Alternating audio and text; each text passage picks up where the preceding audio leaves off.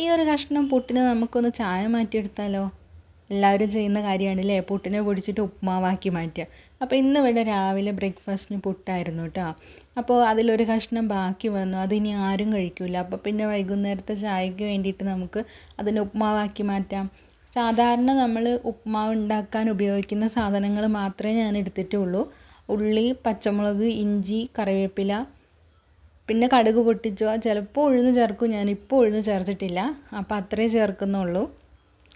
പിന്നെ നമ്മൾ സാധാരണ റവ ഉപ്മാവ് ഉണ്ടാക്കുന്ന സമയത്ത് ചിലർ മഞ്ഞൾപ്പൊടി ചേർക്കും, ചിലർ ചേർക്കില്ല. ഞാൻ ചേർക്കാറില്ല, പക്ഷേ ഈ പുട്ട് ഉപ്മാവാക്കുന്ന സമയത്ത് ഞാൻ ചേർക്കാറുണ്ട് കേട്ടോ. ഒരു തരി മഞ്ഞൾപ്പൊടി ചേർക്കും. പിന്നെ പുട്ട് നന്നായി പൊടിച്ച് ഈ മിക്സിലേക്ക് നമ്മൾ ചേർത്ത് നന്നായിട്ട് ഇളക്കിയെടുത്തിട്ട് അവസാനം ഒരു ചെറിയതായിട്ട് ഫ്ലേവറിന് വേണ്ടിയിട്ട് ഞാൻ ഗരം മസാല ചേർക്കാറുണ്ട് കേട്ടോ. ഞാൻ തന്നെ ഉണ്ടാക്കിയ ആ ഒരു ഗരം മസാലയാണ്.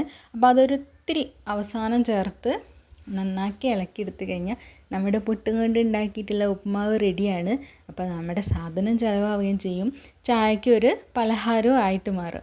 അപ്പോൾ ട്രൈ ചെയ്ത് നോക്കിയവരുണ്ടെങ്കിൽ അഭിപ്രായം പറയൂ, ഇല്ലാത്തവരാണെങ്കിൽ ഒന്ന് ഉണ്ടാക്കി നോക്കൂ കേട്ടോ.